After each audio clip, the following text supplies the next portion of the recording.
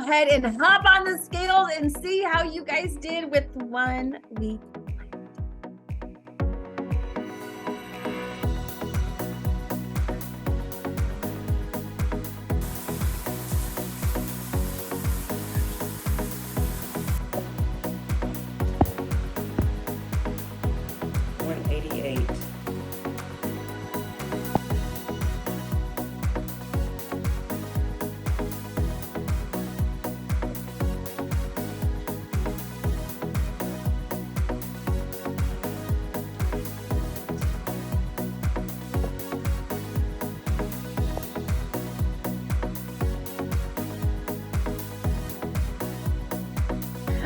All right, we have some standings after 11 full weeks.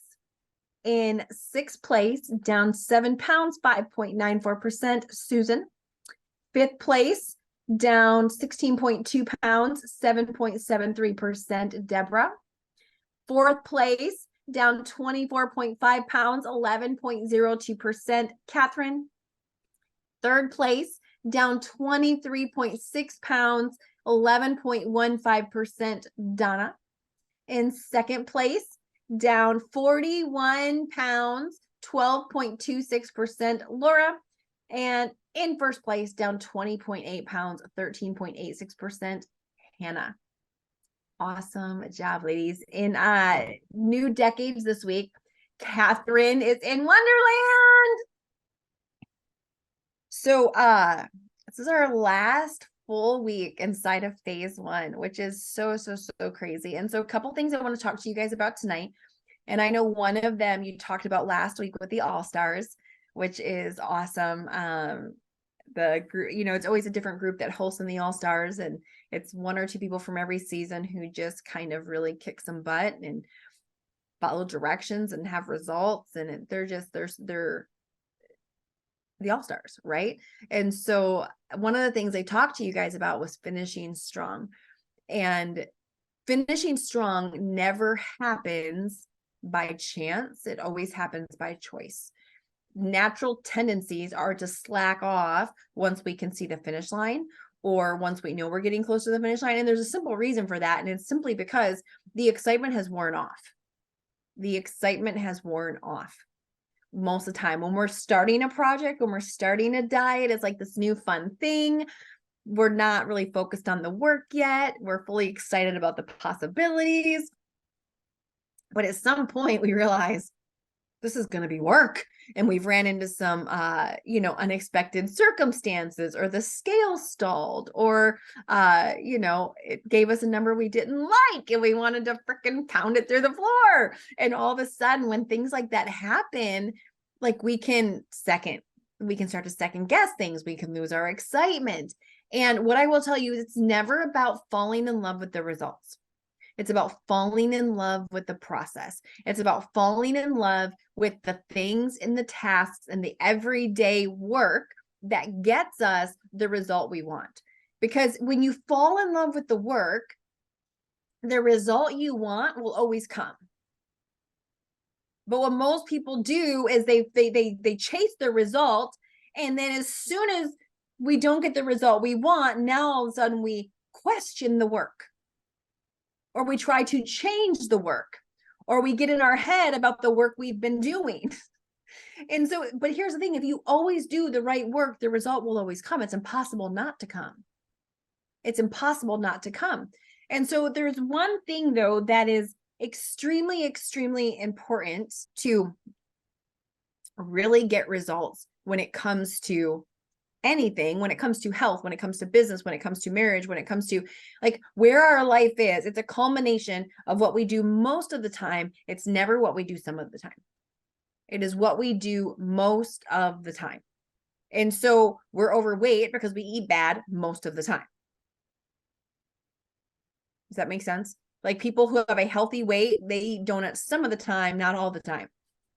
It's so funny. I'll be working through like, well, I had that one donut, and I'm like, honey, you didn't get to 250 pounds or 350 pounds or 400 pounds by having the one donut. But like, I get it, right? Like we all, anyway. So it really is about developing. There's one word that every person who has results, they have this in their life, and it is consistency. It is doing the right activity over and over and over again. It's doing the right activity consistently. And this is the one area that people that have struggled on the weight loss roller coaster, on the diet train, people that have struggled to get results in any area of their life, it's because they're simply not consistent. And adults, for some reason, we have a consistent threshold.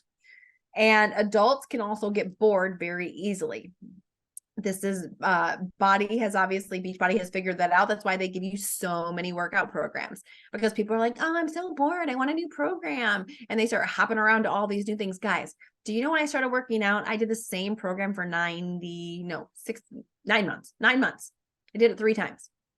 And back then it was literally 6 workouts and you just repeated them every week. It was none of this real time stuff.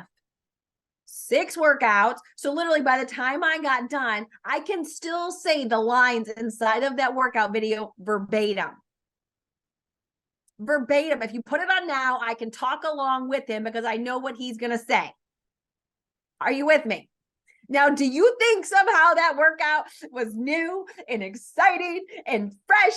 But no, what are most people, I need to find, I'm just bored. I gotta go and have something exciting and new. I mean, it just doesn't keep me motivated. No. Like, listen to me. Consistency is a choice. So often people think that motivation, so I'm sure you guys have heard people say this. I'm sure none of you have said it, but when I get motivated, then if I was just more motivated, motivation, we can be inspired. Like that day when I read that statistic, like my kids inspired me to make a change, but my kids didn't motivate me. Like if my kids would have motivated me, I would have gotten healthier before I had them. I wouldn't have been morbidly obese, secret eating cheesecake and candy bars. Are you with me? They inspired me to make a change, but they didn't motivate me. And so motivation is never what is going to see us through. So often people are waiting for the motivation bug to come bite them. Like if I just get motivated, then I'll do all these things. No, it's not about being motivated. It's about being consistent. It's about doing the thing that you know you're supposed to do, even when you don't want to do it. That is what getting to your goal is about. Doing the thing that even when you don't want to do it, knowing that you should do it. Knowing that I don't want to eat, I don't want to drink this shake. I would much rather have a big old bowl of Cinnamon Toast Crunch. But you know what? This shake's going to get me to my goal. So I'm going to drink it even though I don't want to. I really don't want to do this workout. I would much rather sleep. But you know what? Doing the workout's going to get me to my goal. So I'm going to do it anyway. It's making sure that our feelings take a back seat. Because have you ever noticed where your feelings actually lead you? Like if we just listen to our feelings, how we feel, and I know we've all done it, do they lead you typically towards your goal or away from your goal? Are your feelings typically rational? Are they right on point to how things really are? They're totally not, man. Our feelings are like a sabotager. Our feelings will get us all sorts of trouble. And so there's like feelings and then there's fact, right? There's a saying, feelings often lie, but facts never do, right? Because our feelings will tell us this whole story, but the facts are no, da, da, da, da, da, da. And so consistency, what does that look like? And this is something that I found that most adults, most human beings struggle with consistency. And this is why when you guys started this program, you have this thing called your tracker. And your tracker has all these little check boxes that you check off. When you guys learned about habits a couple weeks ago, you got a habit tracker. And the whole thing that's going to determine how fast you get that new habit down is how many days in a row can you be consistent in doing it. Consistency is the key to having a new habit. Consistency is the key to having a new life. Consistency is the key to having a new butt. Consistency is the key to having a new wardrobe. Consistency is the key to having a different marriage, to having, all those things. It's the things you do consistently that give you the life you want to do. And so what really derails most people is we have a commitment threshold. which means most people, and we all do. So it's figuring out what yours is. Most people are typically good for 3 days, 5 days, 7 days, 10 days, 14 days. If you look at your tracker, you typically have an area where you eventually, after so many days, you don't hit a box. So here's what you want to do is you want to look at, okay, what is it that's keeping me from being consistent? Like, what is it? Is it not planning?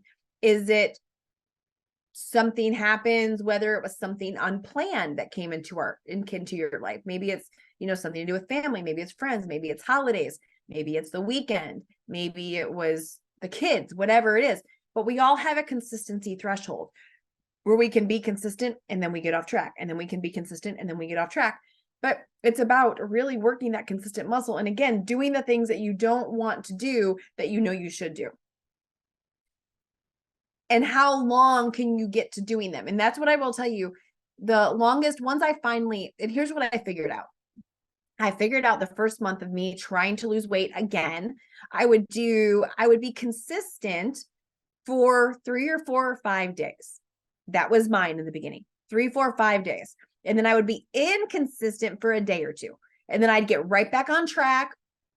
And most of the time it was like a day. So I'd be consistent for 4 to 6 days. And then I'd get off track for a day. I wouldn't get everything in, or I would have too much of something, or I wouldn't do my water, or I would miss a workout. Or again, it was unplanned nibbles. It was unplanned bites. And then I would get back on track, and it was on track. And then I would get off track, and then I'd get on, and then on.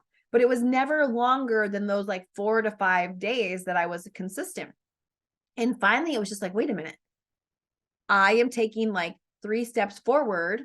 And have you noticed that it doesn't take nearly as long to undo your efforts as it does to get your efforts? Like, you can spend a whole week losing 3 pounds. How long does it take to gain 2? It's like, only if it was easy to lose it as it is to gain it. But it's not. It's like you do all this work and then one bad night and it's like flips you off, like F you. And so all of a sudden I had this revelation that, man, every week I get off track, it costs me 3 weeks. It cost me 3 weeks of progress. And I just thought, like, I am going to be doing this forever. I'm going to be doing this forever.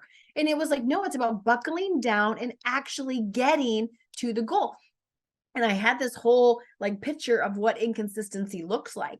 So I want you guys to imagine we're pushing a car. We're pushing a car. And the hardest part when you're pushing a car, like your car like you're driving along and your car died in the middle of the intersection. Okay. And you've got to push it to the church parking lot or the bank parking lot. So all of a sudden you're in the car, you're steering the wheel. These 3 guys come up and they're going to help you push your car to the bank parking lot. The hardest part about pushing your car is getting the car from a stopped position to moving. That is the hardest part. So I want you to imagine the 3 guys are back there. They're like, oh, they're getting it rocking. And then they finally get the car moving. And as soon as they get the car moving, you take your foot and you slam it on the brake. And the car goes, whoop. Now, what do you think those guys pushing the car are going to say? Hey, what the heck, dude? Oh, I'm sorry. I didn't mean to do that. All right, fine. They're going to get the car going again. All right. They get the car going. And all of a sudden you slam on the brakes. I'm so sorry. I didn't mean it. How many times are they going to allow you to slam on the brakes before they're like, you're on your own? Like, not very long. And then how long does it take you to move your car to the bank parking lot if you keep slamming on the brakes after a couple feet? Because every time you get off track, every time you don't have, because what keeps the car going is consistent forward motion, consistent pressure. That's what keeps the car going. As soon as the car stops getting pushed, it stops, it starts dying off and stops going. So every time you get off track, and we justify it by saying, it's just my water. It's just a bite. It's just a nibble. It's just not checking in. It's just not doing this. We justify it by saying it's just this. We justify it by saying I didn't have time or I forgot. No, the truth is when we don't get our water in, we didn't make our water a priority.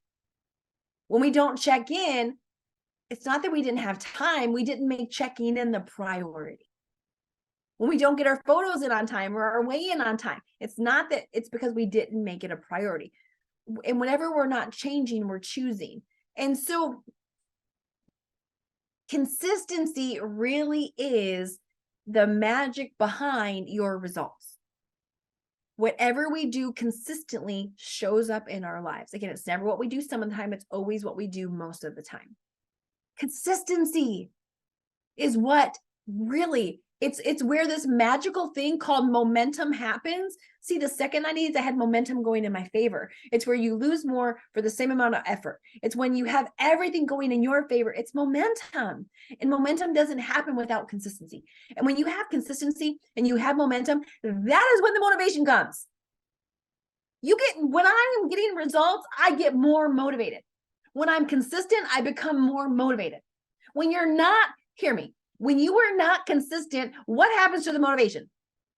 Because when you're not consistent, you're not getting results. When you're not consistent, you get frustrated. And when you're not getting results and you're freaking frustrated, what happens to your motivation? It goes out the window. It's like, see you, loser. I'm out of here. I'm going to find somebody else. Like, it doesn't stay there. So motivation is never going to be what gets you across the finish line. Motivation follows consistency, not the other way around. And what most people are saying is they're using the lack of motivation as an excuse to not be consistent, never realizing that the more consistent I am, the more motivated I will be. So it's just reminding ourselves that, no, you know what? Even if the scale gives me a number I don't like that day, because here's the thing, when you get stressed about your lack of results, do you think that helps? Does it help your cortisol levels? Does it help your sleep? Does it help your mental energy? No, you're so freaking worried about the lack of results. And again, I am preaching to the choir. I live this. That's how I can talk about it. So it's like, no, you know what? I'm shoring up everything. Here's what I'm doing. I know I'm doing this and I know the results are going to come, and look at these habits I'm developing. Because again, most of the population only is willing to do the work when the results line up with the work. As soon as the results leave, now all of a sudden they whine, they murmur, they complain about the work because I'm not getting the results. And there'll always be a time where the results don't line up with what you think they should be. Always. In every part of your life, there will always be a part where you feel like you're doing all the work and the results aren't there. Anybody ever felt like that in any area of their life? Just checking. It always happens. And so, but when you fall in love with the work and the focus is on doing the right activity and it's not on the result, and you know the result's going to come, that's where it's at. And that's what champions do. You know, Kobe Bryant, he never focused on winning games. He always focused on his training. He always focused on his drills. He always focused on his goal was never to be the MVP of the league. And so he fell in love with the work. And the work led him to being one of the greats. All right, so here's your question for the week. Your question for the week is, how will you choose to finish this last week? What will you be intentional about? Okay. To finish strong, I want to focus on my water, make sure I get it in and not doing water at 10 o'clock at night. And then a nibble here and there. I need to stop doing the nibbling. Okay, so I am gonna finish. I am going to cloak myself with the mentality of consistency. I actually keep seeing and hearing in my head, queen of consistency. So I'm gonna make a little thing on my laptop, print it really, really big, and put it as the header on my vision board. I want to claim queen of consistency. I want to be one of those people that, no, I'm going to be one of the people that fully gets the revelation of falling in love with the work. And I'm going to teach my kids that. I love that. I feel like that is life-changing right there. It truly is a revelation. So, and I claim that for all of us, queens of consistency. All right, so for me, I'm really going to focus in on my containers and on my exercise this week. So I shared with the group last week that I have slipped in the last few weeks about not leveling off like the teaspoons. It's been a little rounded, or like a little bit more salad won't hurt. It's just salad. So I'm going to be really focused in on making sure I'm doing exactly what I'm supposed to be when it comes to the containers. And then for the exercise, I've been really good ever since we had the call a couple weeks ago with, I think it was just with season 8, where we talked about, and I just remember what I had shared was there were times where I was starting with the modification instead of trying it the full way and then moving to the modification if I needed to. So I've been really mindful this week, or the past, ever since that call, about starting with the full-fledged piece first. And so now I want to just take that a step up this week, and I want to build activity more into my day, because I've noticed what I've been doing is I get my workout done and then I'm done. I'm not really looking for ways where I can be more active in the afternoon or in the evening. And so I really want to finish strong this week. And so I'm going to look for opportunities to, when it's dark outside, take my kids for a walk around the neighborhood and see the Christmas lights, something like that, just to build extra movement into my day. Hola. So for me this week, to finish strong, I am going to get my water in much earlier in the day, because I'm still like 10 o'clock chugging water. So I'm gonna focus on getting it in earlier in the day. Awesome.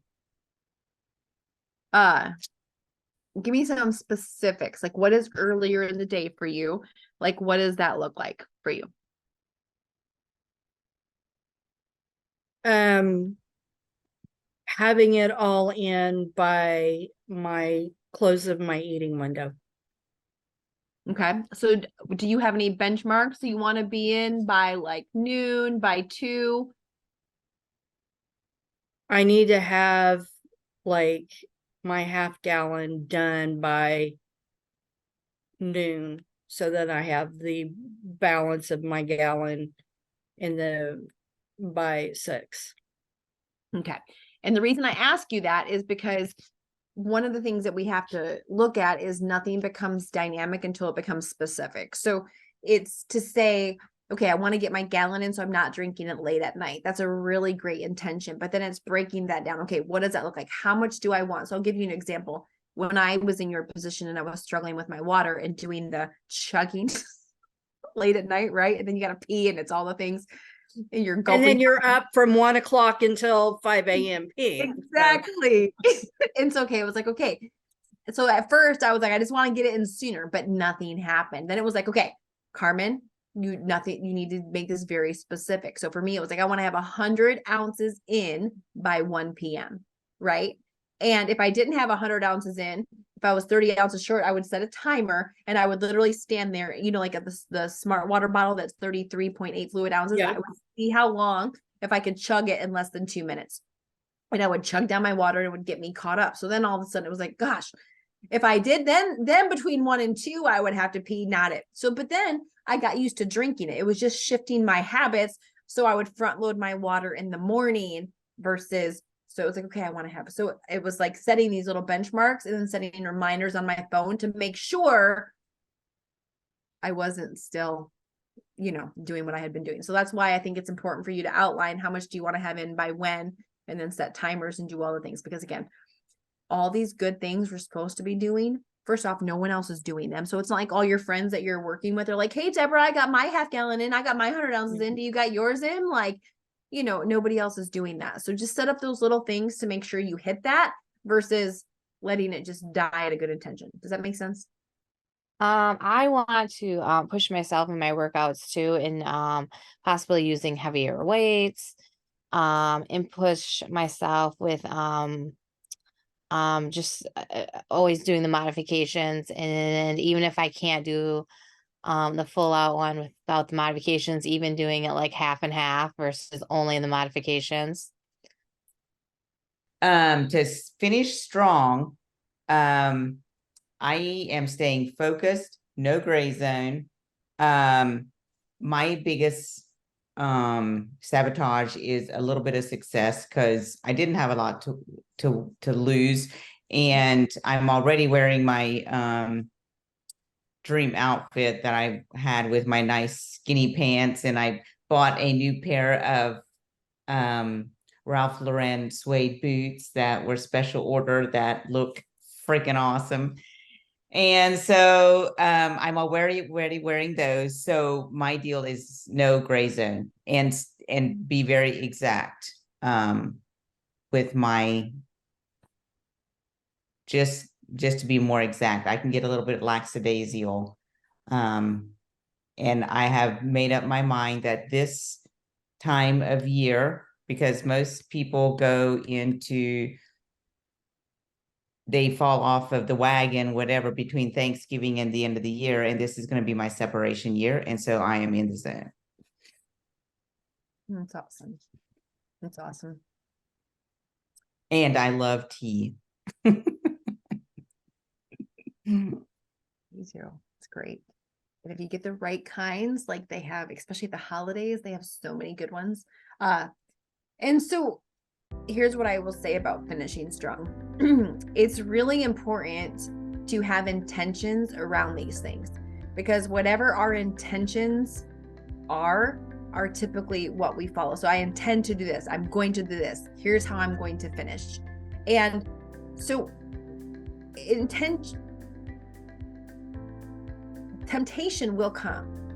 It's not like it's not going to come this week, but it's going back and reminding yourself, no, like, here's how I'm finishing. This cheese isn't stronger than my will. Like these chips and salsa aren't stronger than my will. This eating window isn't stronger than my will. Like there's like, no, I am going to finish strong. And it's reminding yourself of that, reminding yourself of how far you've come, but we're also reminding yourself of where you're going. For some of you, you're going to a place that you have not physically been as an adult. And being close is not good enough. Being close is not good enough. You owe it to yourself to finish. To finish. It was the greatest gift I ever gave. I almost stopped several times going down. And it was like, no, I've got this goal. I am going to get there. And then I'm going to readjust. If I think it's too small, I'll go back up. If I think it's not small enough, I'll go down further. But nothing is going to stop me, unless for some reason I'm unhealthy, which I wasn't, from getting to this goal, come hell or high water. And it was keeping that in my brain as I was going, because again, the worst thing about success is a little bit. And it can really jack with our brains when we start fitting into things, when we start looking, feeling, when people start making comments, when our neck bones are popping out, like when all that stuff's happening and we're like, I see it happen. I see it. Like, you know, everything's shrinking and it's crazy. And we've got all these, like, when you have been fluffy for a long time and then you get smaller, you will discover all kinds of veins in your hands and feet that you never even knew existed. It is wild how many veins you have in your hands and your feet that you're like, wow, I am so veiny.